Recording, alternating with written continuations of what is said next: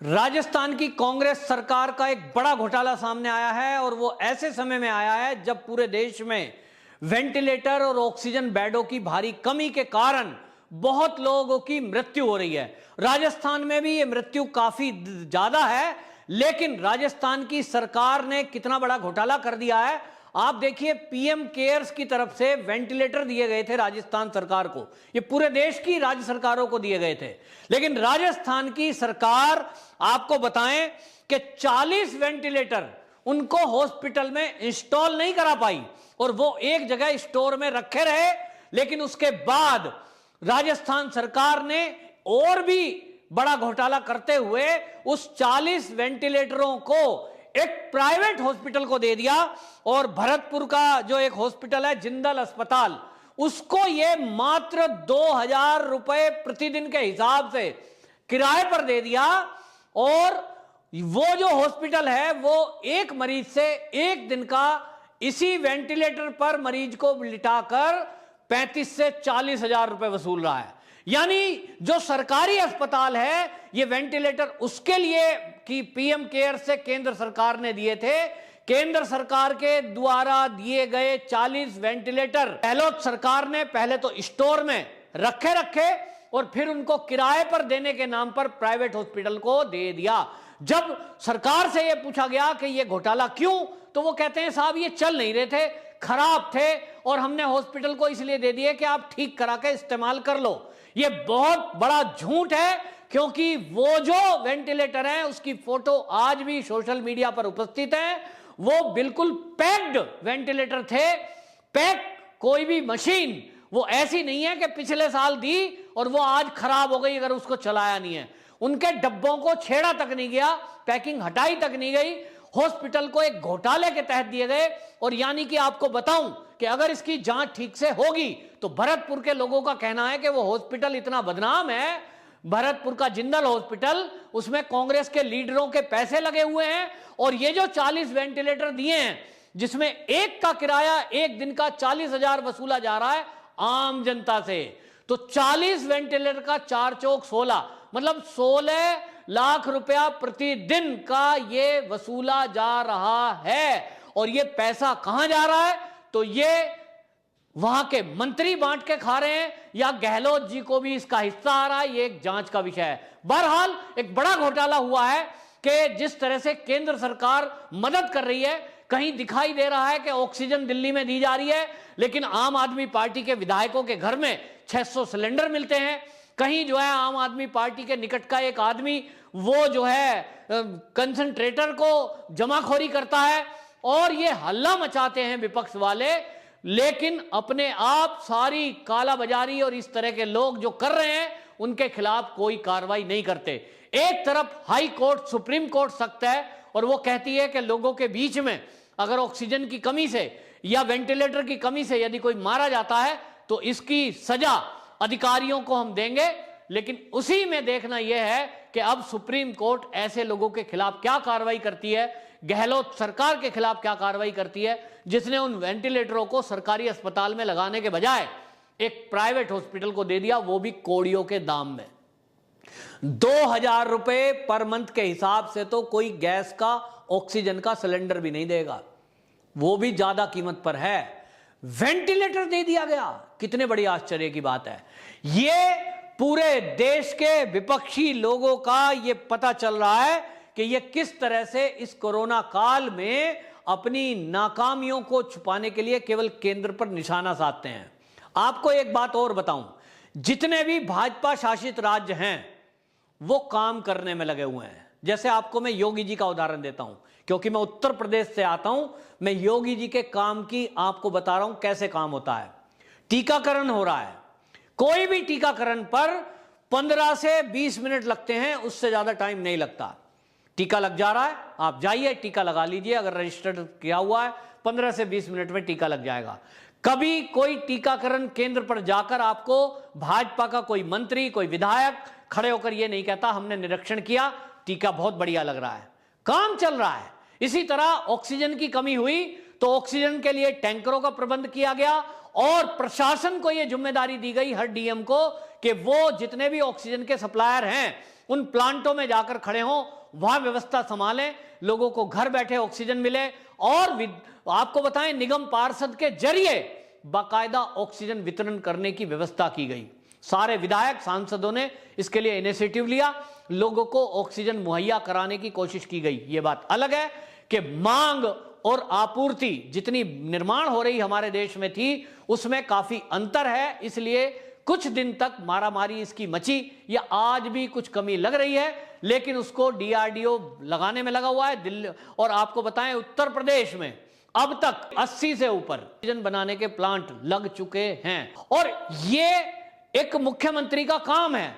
कोई टीवी पर आकर नहीं बोल रहा है कि ऑक्सीजन कम हो गई है साहब, हमें केंद्र और अधिक ऑक्सीजन दे, हमारे पास वैक्सीन कम है, वैक्सीन लगा के दे। काम कर रहे हैं।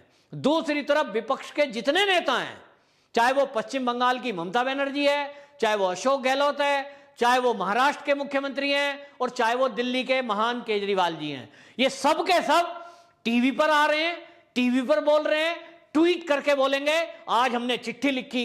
अरे भैया, तुम मेल के जमाने में चिट्ठी लिख रहे हो? कौन सी चाल से चल रहे हो?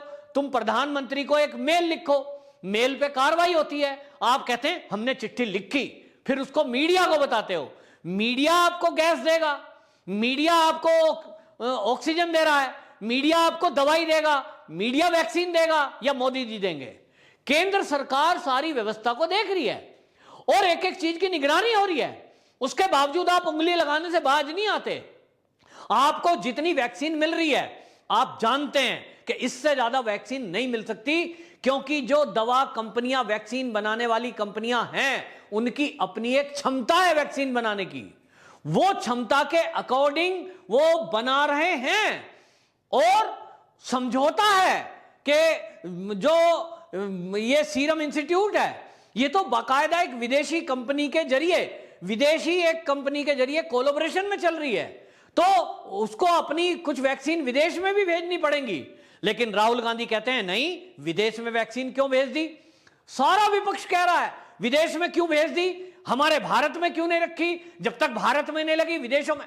अरे भाई, जो सीरम इंस्टीट्यूट है उसका 50% मालिकाना अधिकार एक विदेशी कंपनी का है, और उस अधिकार के तहत आपको बताएं, कच्चा माल भी अमेरिका देता है। तो जब कच्चा माल अमेरिका देगा तो वैक्सीन क्यों नहीं लेगा?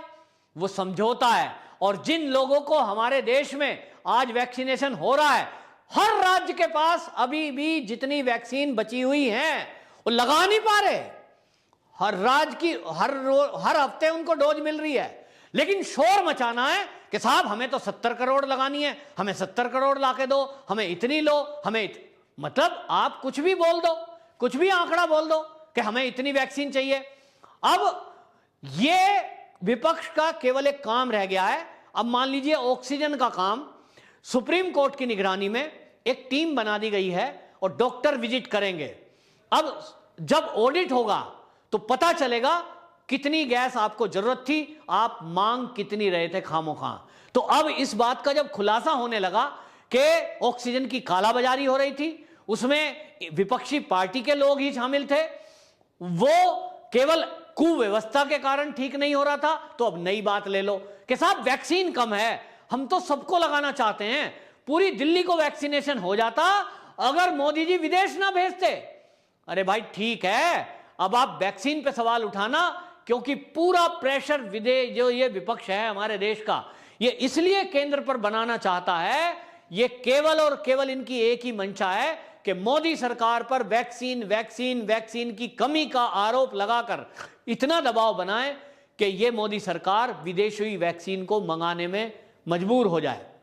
और इनकी पूरी कोशिश है कि चीन की वैक्सीन को मंगाया जाए, क्योंकि मोदी सरकार चीन से वैक्सीन नहीं मंगा रही है। उसके दो रीजन है कि एक तो चीन की वैक्सीन जिस भी देश ने लगाई उसका कोई असर नहीं हुआ, लोगों को दोबारा कोरोना हो रहा है, लोग मर भी रहे हैं, उसको कोई दुनिया का देश मंगाता नहीं है। जो उनके पिट्ठू हैं, गुलाम हैं, मजबूरी में मंगाना जिनकी मजबूरी है वो मंगा रहा है, लेकिन भारत नहीं मंगा रहा है। हमारे देश का विपक्ष खाता यहां है, खाता यहां का है, रहता यहां का है, भारत में रहा है, लेकिन वो काम करना चाहता है चीन के लिए। और इसलिए प्रेशर बना रहे हैं केंद्र सरकार पे कि कुछ भी हो कैसे भी करो, जल्दी करो और वैक्सीन मंगाओ। अरे भाई, पूरी दुनिया में ये महामारी फैली हुई है, पूरी दुनिया के देश अपना अपना देख रहे हैं। ऐसे में भी मोदी सरकार की पहल के कारण रूस ने हमें वैक्सीन दी है, अमेरिका हमें फाइजर दे रहा है, और हमारे देश की कंपनियां जितना निर्माण कर रही हैं वो टोटली हमारे देश में रह रहा है। जबकि उन कंपनियों की जवाबदेही, उनका पार्टनरशिप विदेशों के साथ है, उसके बावजूद भी वो पूरा प्रोडक्शन हमें देंगे, जिसके कारण अगले 5 से 6 महीने में पूरे देश के जिन लोगों को वैक्सीन होना है, 18 से ऊपर वालों को, वो संख्या लगभग 60 करोड़ से ऊपर है, उन सभी लोगों को वैक्सीनेशन हो सकता है। लेकिन इसके लिए धैर्य रखना होगा। हमारे देश का पैसा है, हमारे देश का पैसा यहां बचेगा, अर्थव्यवस्था हमारी ठीक रहेगी, तो हम लोगों को फ्री में इलाज भी दे पाएंगे, फ्री ऑक्सीजन दे पाएंगे, फ्री टीकाकरण कर पाएंगे। एक तरफ कांग्रेस सवाल उठाती है कि टीका फ्री में दो, सारे विपक्षी, चाहे वो ममता बनर्जी हो, वो कहती है फ्री लगाओ, केजरीवाल कहते हैं फ्री में लगाओ, सब चीज फ्री में लगाओ, और गवर्नमेंट अगर उस पर जीएसटी लगाती है तो कहते हैं साहब जीएसटी क्यों लगाओ। अरे भाई, ये जो कंपनियां यहां देश में टीका बना रही हैं या विदेश से यहां टीका भेजेंगी, वो बेचेंगी, उसमें पैसा कमाएंगी, उसमें मुनाफा कमाएंगी, और सरकार उनसे टैक्स ना ले तो वो पैसा यहां अपना कमा कर, अब उदाहरण के लिए अमेरिका की फाइजर जो वैक्सीन है उसकी कीमत है 1500 रुपए इंडिया के हिसाब से, वो 1500 रुपए की वैक्सीन यहां बिकेगी, उसमें 1 रुपया वो टैक्स ना दे, उसमें 1 रुपया एक्साइज ना दे, और 1500 रुपया अमेरिका कमा के ले जाए। क्या ये चाहते हो आप? भारत की कंपनी जो हमें भारत में सस्ते में वो वैक्सीन दे रही है, इसके ऊपर जीएसटी ना लगे, ये तो समझ में आता है, लेकिन आप विदेशों से मंगाओ और उसके ऊपर हम एक्साइज ड्यूटी ना लगाएं, जितने इक्विपमेंट हम विदेश से मंगाएं उसमें एक्साइज ड्यूटी ना लें, तो ये तो विदेशियों को फायदा पहुंच गया। और विदेशियों को ये फायदा क्यों पहुंचाना चाहता है इस देश का विपक्ष, ये सबको समझ में आना चाहिए। ये चाहते हैं कि चीन से मेडिकल इक्विपमेंट मंगाए जाएं, उनसे एक्साइज ड्यूटी ना ली जाए, उनसे जीएसटी ना ली जाए, यानी पूरा मुनाफा वो कमाएं, उसमें से 1 रुपया भी ना कमाया जाए, उनसे लिया जाए। भारत सरकार उन इक्विपमेंट को ले और राज्यों को फ्री में बांट दे, केंद्र के अस्पतालों में फ्री में बांट दे और लोगों को फ्री में बांट दे। नुकसान केंद्र सरकार का हो और फायदा इन विपक्षी दलों का हो जो राज्यों की सरकारों को चला रहे हैं, क्योंकि उनको तो फ्री में चाहिए, सारी केंद्र से सुविधा फ्री में लेंगे। और ये जो जीएसटी और एक्साइज ड्यूटी केंद्र सरकार ने यदि इनके दबाव में नहीं ली, तो ये चीन को कहेंगे, अमेरिका को कहेंगे, देखा हमने दबाव बनाया था कि आपसे एक्साइज और जीएसटी ना लिया जाए, अब इसमें से कुछ कमीशन हमें भी दे दो, हमारी पार्टी को चंदा दे दो। ये खेल चल रहा है बहुत बड़ा प्रेशर बनाने का, और इस समय महामारी के समय में ये आपदा में अवसर तलाश रहे हैं विपक्षी दल, जो बहुत ही शर्मनाक है। इन विपक्षी दलों को शर्म आनी चाहिए। इस देश में इस समय महामारी के समय में केंद्र सरकार बेहतरीन काम कर रही है, वैक्सीनेशन का काम भी बेहतरीन हो रहा है, लोगों को सुविधा देने का काम, चाहे ऑक्सीजन देने का काम, चाहे वेंटिलेटर का काम, चाहे ऑक्सीजन कंसंट्रेटर का काम विदेशों से मंगाने का हो, सबको सुविधा देने का काम बहुत अच्छी तरीके से केंद्र सरकार कर रही है। अब ये केंद्र के पैर उखाड़ने का काम देश का विपक्ष कर रहा है। फ्री फ्री फ्री करके ये लोगों की वोट ले लेते हैं, इसी तरह ये फ्री फ्री करके लोगों को कहेंगे कि देखा हमने करवाया, लेकिन इसके जरिए ये उन कंपनियों को फायदा पहुंचाना चाहते हैं जो हमारे भारत में इस समय मुसीबत के समय में कई गुना रेट बढ़ाकर मेडिकल इक्विपमेंट और दवाइयां बेचकर अरबों खरबों रुपए का मुनाफा कमा रहे हैं। अगर इनसे आज केंद्र सरकार जीएसटी ना ले, एक्साइज ड्यूटी ना ले, तो ये मालामाल हो जाएं, भारत भले ही कंगाल हो जाए।